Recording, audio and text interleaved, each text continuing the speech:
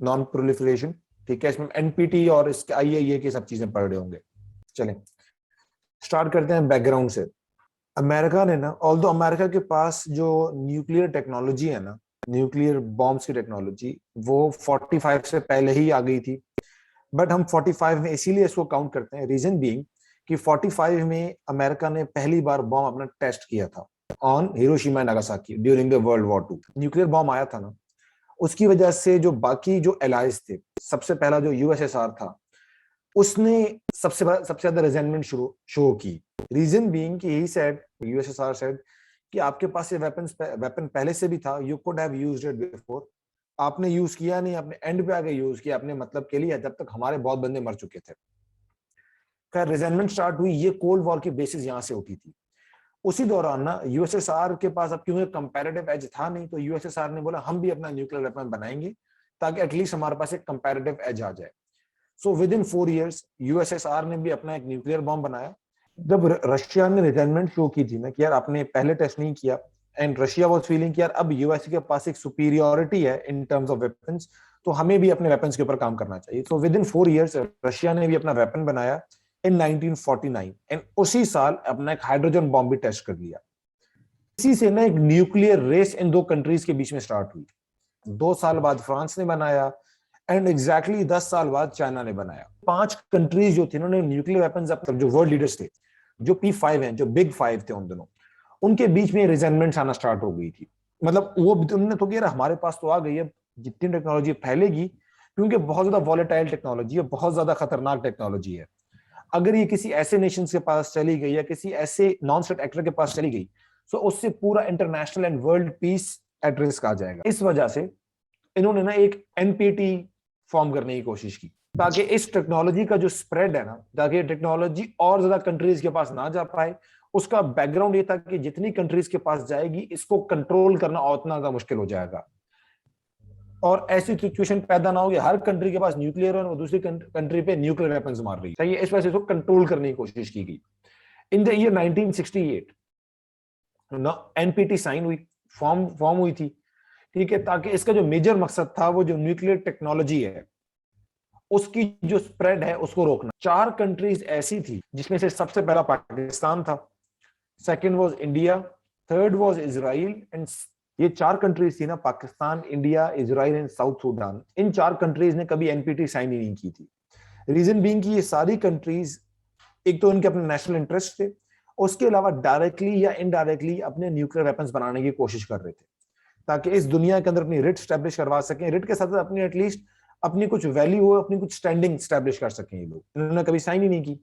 North Korea ने शुरू में तो साइन की थी ट्रीटी, बट साथ साथ जैसे जैसे इसने न्यूक्लियर टेक्नोलॉजी, इसने स्लोली ग्रेजुअली अपनी भी इसने न्यूक्लियर टेक्नोलॉजी डेवलप करना स्टार्ट की।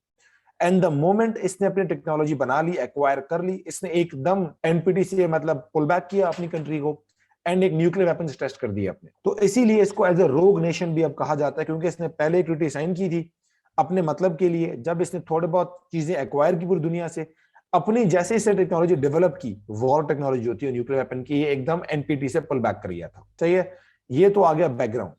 इन्हीं दिनों ना, जब ये चाइना से पहले, जब अभी तक सिर्फ फ्रांस के पास आया था न्यूक्लियर वेपन, उन दिनों ना आईएईए एजेंसी बनाई गई, इंटरनेशनल एटॉमिक एनर्जी एजेंसी बनाई गई। इसका जो मेजर मकसद था ना, जो न्यूक्लियर टेक्नोलॉजी है उसका जो पीसफुल यूज है, जिस तरह हम एनर्जी जनरेट मतलब इलेक्ट्रिसिटी जनरेशन में मेजरली यूज कर रहे होते हैं, तो इसका पीसफुल यूज जो है ना उसको एक्सपैंड करे एंड प्रमोट करे, कि कंट्रीज इसको वेपनाइज ना करें बट इसको पीसफुल मींस में यूज करें। इस मकसद के लिए बनाई गई थी। एंड इसका जो मेजर मकसद, एक और मकसद था कि इसने डिस्करेज करना था उन कंट्रीज को जो न्यूक्लियर वेपन्स को एज अ जो न्यूक्लियर टेक्नोलॉजी को एज अ वेपन्स यूज कर रही थी मिलिट्री पर्पस के लिए। इसका एक और ये मेजर काम था। इसीलिए एक ऑटोनोमस ऑर्गेनाइजेशन बनाई गई ऑन 29 जुलाई 1957 वियना के अंदर। इसका major, it was made to implement and safeguard non proliferation treaty. सही है, या फिर न्यूक्लियर प्रोलिफरेशन है उस। इसका जो एक और मेजर मकसद है ना, ये एज अ वॉच डॉग है, ये सब पे नजर रखती है पूरी दुनिया के ऊपर, कि पूरी दुनिया के अंदर कोई भी कंट्री न्यूक्लियर टेक्नोलॉजी को सिविलियन पर्पसेस के अलावा किसी और वे में यूज ना करे। या अगर यूज कर रहा है तो उसको मिनिमाइज करे उस सब चीजों को। इसने मेक श्योर किया कि न्यूक्लियर वेस्ट जो है, क्योंकि अब न्यूक्लियर साइड हर किसी के जो न्यूक्लियर वेपन है उसके अंदर जो वेस्ट मटेरियल जो बायोहैजर्ड मटेरियल है उसको प्रॉपरली डिस्पोज ऑफ करने के तरीके भी इसी एजेंसी ने रेगुलेट करना स्टार्ट किए, कि ऐसा ना हो कि कंट्रीज इसको ना डिस्पोज ऑफ सही ना करें एंड वो हमारा जो नेचुरल हैबिटेट है, जो हमारे इन्वायरमेंट है, उसको डिस्टर्ब कर। तो इन सब चीजों को चेक में रखने के लिए ये सब एक एजेंसी बनाई गई थी। हमारे साउथ एशिया वाले कॉन्टेक्स्ट में भी बहुत इंपॉर्टेंट है, क्योंकि ये सबसे ज्यादा न्यूक्लियराइज्ड जोन है हमारा ये वाला एरिया। उसके साथ साथ क्योंकि इसी एरिया के अंदर 4 न्यूक्लियर स्टेट्स हैं, जिनमें से 2 की एक एक्टिवली एक डिस्प्यूट चल रहा है। अब प्रोलिफरेशन होती कितने टाइप की है? मेजरली 2 टाइप्स की है। इसमें एक हॉरिजॉन्टल है और एक वर्टिकल है। हॉरिजॉन्टल प्रोलिफरेशन ये है कि आप एक कंट्री से दूसरे के अंदर ही टेक्नोलॉजी ट्रांसफर ना हो, जो कि उसको वेपनाइज कर सके। इसके साथ साथ जो वर्टिकल प्रोलिफरेशन है, वर्टिकल प्रोलिफरेशन मींस कि कंट्रीज अपना जो स्टॉक पाइल्स है, जो उनके पास वेपन्स बना के रखे हुए हैं उन लोगों ने अपने, जो उन्होंने अपने वॉर हेड्स बनाए हुए हैं न्यूक्लियर वेपन्स के, उन चीजों को मिनिमाइज करना, उन चीजों जो कंट्रीज कर रही हैं उनको डिस्करेज करना, जो इस टेक्नोलॉजी को और ज्यादा सोफिस्टिकेटेड बना रहे हैं और ज्यादा डेडली बना रहे हैं, अपने वेपन्स को और ज्यादा रिलायबल बना रहे हैं, या इससे रिलेटेड कोई न्यू वेपन्स बना रहे हैं, उन सबको कंट्रोल करना कि यार इन सब चीजों से बराए मेहरबानी जितना हो सके उतना गुरेज कर लो। ये 2 टाइप की प्रोलिफरेशन है, इन दोनों पे एनपीटी अप्लाई करती है। जो लॉज हैं एनपीटी के, जो ट्रीटी है पूरी, उसको थोड़ा सा ब्रीफली डिस्कस कर लेते हैं। इसके जो पहले 3 आर्टिकल्स हैं वो स्पेसिफिकली डील करते हैं नॉन प्रोलिफरेशन पे और सेफगार्ड करते हैं फ्रेमवर्क आईएईए का, इंटरनेशनल एटॉमिक एनर्जी एजेंसी, जो हमने थोड़ी देर पहले डिस्कस की है। आर्टिकल 1 डील करता है कि अपने ये टेक्नोलॉजी किसी और को नहीं देनी, ट्रांसफर नहीं करनी। आर्टिकल 2 कहता है कि कोई कंट्री आपको टेक्नोलॉजी दे भी रहा है तो आपने रिसीव नहीं करनी। आर्टिकल 3 कहता है कि जो आईएईए का जो फ्रेमवर्क है, जो आईएईए हमें कहता है, जो पीसफुल मीन्स के लिए बात कर रहे हैं, हमने अपने उस चीज को इंश्योर करना है। जो आर्टिकल 4 और आर्टिकल 5 है, ये प्रमोट करते हैं peaceful use of this technology. Article 4 ये कहता है कि कोई भी पार्टी, कहता है कि does not restrain any party to research and develop और produce nuclear energy for peaceful purposes, कि अगर आपने पीसफुल पर्पस के लिए टेक्नोलॉजी डेवलप करनी है तो आप बिल्कुल कर सकते हैं, आपको कोई रोक नहीं सकता, गिवन कि आप आर्टिकल 1 एंड आर्टिकल 2 की खिलाफवर्जी ना करें, कि आप टेक्नोलॉजी किसी को देना और किसी से लेना, आप अपनी कंट्री के अंदर ही उसको डेवलप कर सकते हैं तो करें, गिवन कि आप पीसफुल मीन्स के लिए कर रहे हैं। इसका सेकंड पार्ट है कि the parties to fully participate and exchange in nuclear materials and technology for peaceful use and work towards its further development. ये उनके लिए है कि कंट्रीज आपस में नहीं करेंगी, बट जिस जगह ये शेयरिंग होगी इस चीज की, वो एनपीटी और आईएईए ये दोनों मिलके, आईएईए स्पेसिफिकली वो उसको खुद टेक्नोलॉजी देगी कि आपने इस तरह इसको इस हद तक आपने लिमिट करना है। आर्टिकल 5 जो है, आर्टिकल 5 कहता है कि जो पोटेंशियल बेनिफिट्स हैं इसकी पीसफुल यूज की, टेक्नोलॉजी का जो है, इसकी पीसफुल यूज की जो है, आपने उसको अवेलेबल करना है उन स्टेट्स को जिनके पास जो न्यूक्लियर नहीं है, विदाउट एनी डिस्क्रिमिनेशन। इसकी भी वायलेशंस हो रही हैं, आपको बताता हूं ईरान वाले कॉन्टेक्स्ट के अंदर।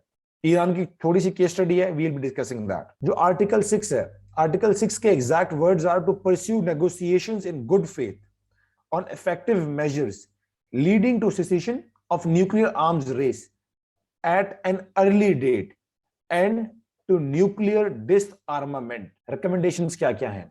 Until unless Pakistan, India, North Korea, Israel, इन चारों को जब तक आप एनपीटी का मेंबर नहीं बनाओगे तब तक आपकी जो है ये न्यूक्लियर टेक्नोलॉजी की जो आपकी एनपीटी है ये फुली सक्सीड नहीं हो सकती, तब तक आप ट्रांसफर ऑफ टेक्नोलॉजी को नहीं रोक सकते।